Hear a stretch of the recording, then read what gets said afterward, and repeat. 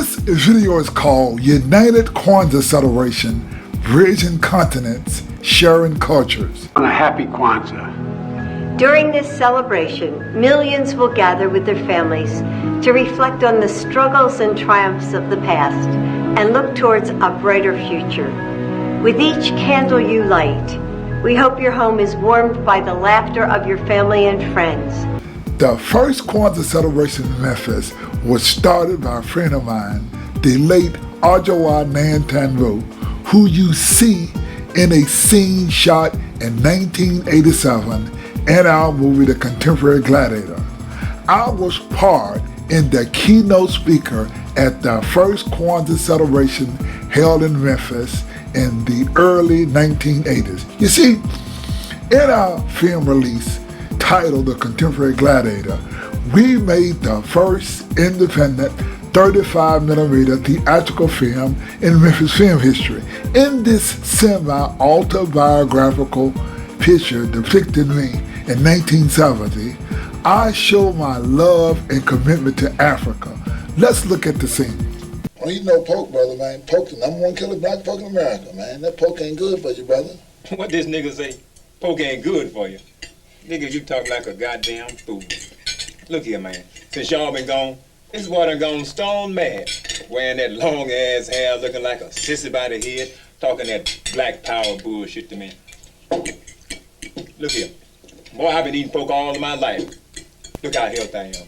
Your uncle is 105 years old and he's still healthy. You know, you going to school every day, but you ain't learning a damn thing. I know you got a lot of book sense, but you ain't got no common sense. Motherhood is what we call it. And you ain't got none.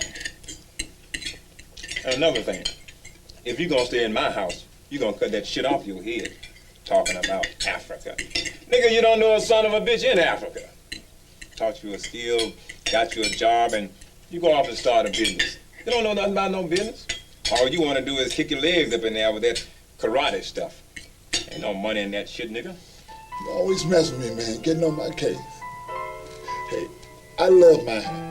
This is my African heritage. Yeah, I kick. I love karate, man. And someday, I'm opening karate school. I'm not like you, Pop. I'm not like you, man. I'm different. In 1989, Memphis in May honored Kenya. I not only met the many Kenyans who came to Memphis to sell handicrafts, I helped them and held a celebration at my home for them, and also a Kenyan who came with them who worked in the film industry by the name of Tom Mungi, lived with me from May until December 1989, whereas my friend Tom Mungi promised that he would get my film, The Contemporary Gladiator, played in Kenya, whereas in July of 1990, we premiered our movie, The Contemporary Gladiator, in Kenya. Going to Kenya changed my life, and I'd like you to listen to me tell my story. And Memphian and 5-time world kickboxing champion Anthony Elmore is doing something special for the occasion. Good to have you, I'm so as glad always. Happy New Year to you. So each day of Kwanzaa signifies a certain Principle, the Lugo Saba, which is... What's today's? Today is faith. Faith in our people, faith in our country, faith in ourselves. All right. So, Ant, why, from your standpoint, why is Kwanzaa still so important to so many people? Kwanzaa is important. For example, Memphis has a 63% African American population. Kwanzaa tie in our African heritage and relates us back to Africa. How so? Well, for example, the average person have no background of Africa. If you ask a person, say, well, give me 5 ethnic African groups, they couldn't tell you. They know about Chinese food, other foods. People don't have any background. For example, if I were to ask you what African food that you probably indulge in, you probably would know that yourself. But I can give you a quick lesson. Okay. People don't know that coffee comes from Ethiopia. So that's an African food. Okay. For example, African Americans are into greens. Greens are not indigenous of America. So greens come from Africa. So what we do, Kwanzaa is a celebration, but it's also an education. So what I'm here today for is to help educate people about our African heritage, the culture, the language, and what we're doing today, we're cooking African food. It's free. We're inviting everybody to come to our house, enjoy Kwanzaa. We got music, dance, and just a great celebration. And you want the public to come. They don't have to have met you or your wife, who is from Ethiopia, actually. Right. I invite strangers Just to our anybody. house all the time. And we got to have faith in ourselves. Come to our house, come eat, enjoy yourself, make yourself a home. You know, we're trying to bring excitement.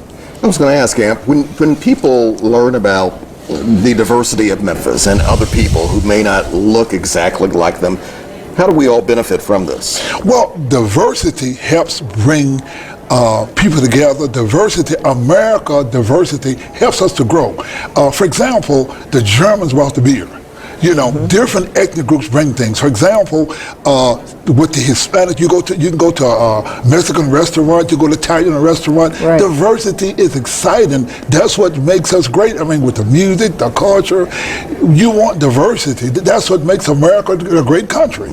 When did you first begin your travels to the African continent and really develop your own? Like, for instance, you have an all-African house in Memphis. The decor is from all different countries. Yeah, right. What happened was, in 1989, Memphis and May honored Kenya. Okay. And so I got a chance to connect in with the Kenyans. And at that time, I had my movie, The Contemporary Gladiator. And I got remember my movie, that quite well, yes. I got my movie played in Kenya. And I went to Kenya and I had a spiritual awakening. I was on safari in Kenya and my ancestors came to my soul and grabbed me and said, you go tell your people to come home to Africa, and I've never been the same. Very quickly here, what was that experience like for you? Well, it's the same thing happened to Richard Pryor. Richard Pryor went there and he just changed his whole demeanor. Going to Africa, you touch the spirit of your ancestors. In fact, I was in Kenya in 2013. I met President Obama's grandmother, and she saw me, and I was with her, and she said, I'm your grandmama too. Wow. Now, per our video, for us, Kwanzaa is more of an education than a celebration. See, Kwanzaa is an African-American holiday and not an African holiday. It is here in Orange Mound in Memphis that is the birthplace of African cultural diplomacy, whereas we connect via our program titled African Cultural Diplomat Exchange Network. We connect Cherokee Elementary School in Memphis with ARYA Primary School in Kenya.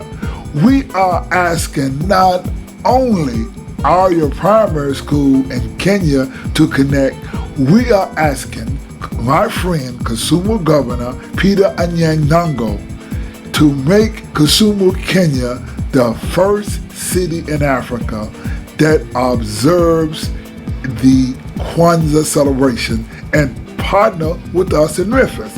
This allows the governments to connect together. You see, this is a video titled United Kwanzaa Celebration, Bridges Continents, Sharing Cultures. See, we are asking the Kenyan government and the Kenyans to share African culture with us. We asked Governor Nango to write a letter, and that we would distribute that letter not only to Memphis elected officials, we want to share his letter with America, and we ask the governor to invite all Americans to come to Kisumu, Kenya in August of 2026 for the Tom Memorial 70th and the first Black Family Reunion held in Africa in Kisumu City, Kenya. This video again is called United Kwanzaa Celebration, Bridges Continents, Sharing Cultures.